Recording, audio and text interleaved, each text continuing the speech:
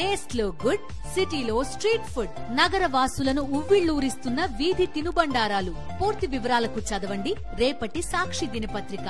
ఆదివారం కూల్చివేతలు సరికాదని మీకు తెలియదా? పొలిటికల్ బాస్లను సంతృప్తి పరిచేందుకు చట్ట విరుద్ధంగా పనిచేస్తారా? తహసీల్దార్ అడిగితే హైకోర్టుని కూల్చేందుకు యంత్రాలిస్తారా?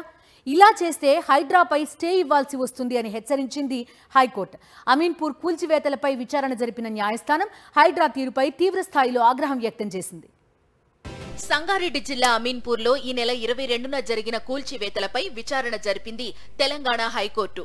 హైడ్రా కమిషనర్ రంగనాథ్తో పాటు అమీన్పూర్ తహసీల్దార్ కోర్టు ముందు హాజరై వివరణ ఇచ్చారు. ఈ సందర్భంగా కూల్చివేతల విషయంలో హైడ్రా తీరుపై ఆగ్రహం వ్యక్తం చేశారు జస్టిస్ కె లక్ష్మణ్. శని, ఆదివారాల్లో కూల్చివేతలు చేపట్టొద్దని కోర్టు తీర్పులున్నాయని స్పష్టం చేశారు. స్టే ఇచ్చిన తరువాత కూడా ఎలా డీమాలిష్ చేస్తారని ప్రశ్నించారు. 48 గంటల్లో ఖాళీ చేయాలని నోటీసులిచ్చి 40 గంటల్లో ఎలా కూలుస్తారని ప్రశ్నించింది కోర్టు. మీ ఇష్టం వచ్చినట్లు కూల్చివేస్తారా? ప్రజలను భయపెట్టాలని చూస్తున్నారా అంటూ ఆగ్రహం వ్యక్తం చేసింది. అసలు హైడ్రాకు ఉన్న చట్టబద్ధత ఏంటని, హైడ్రా పాలసీ ఎక్కడుందో చెప్పాలని న్యాయమూర్తి ప్రశ్నించారు. కనీసం ప్రభుత్వ న్యాయవాదులను అడగాలన్న ఉద్దేశం కూడా లేదా అని న్యాయమూర్తి నిలదీశారు.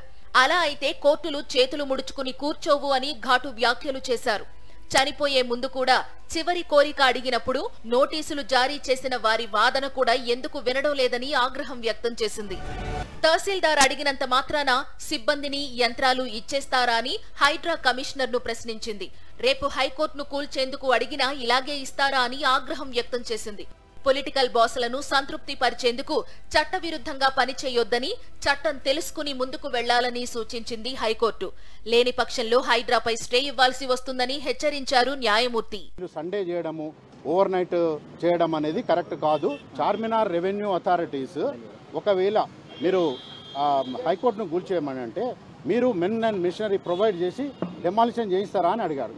That there is no answer. He says that no. He takes stringent action against you if you done like this అని చెప్పాడు. మీరు పొలిటికల్ ఇన్ఫ్లుయెన్స్ లా కానీ, మీరు బ్యూరోక్రాట్ చెప్పినట్టు కానీ మీరు ఎప్పుడు కూడా మీ విధులను నిర్వహించొద్దని చెప్పాది అంతే కోర్టు.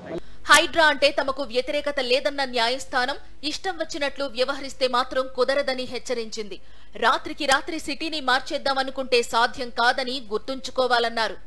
అక్రమ నిర్మాణాలకు అనుమతి ఇచ్చి నిర్మాణాలు జరిగే వరకు చూస్తూ కూర్చున్నా, చట్టవిరుద్ధంగా రిజిస్ట్రేషన్ చేసినా, పన్నులు వసూలు చేస్తున్న అధికారులందరినీ జైలుకు పంపే పరిస్థితి వస్తుందని హెచ్చరించారు.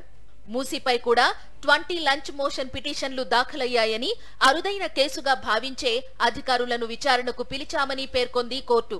మూసీపై మీ ప్లాన్ ఆఫ్ యాక్షన్ ఏంటి? ఏదీ లేకుండా కూల్చివేతే పరమావధిగా వ్యవహరిస్తారా అని జస్టిస్ లక్ష్మణ్ మందలించారు.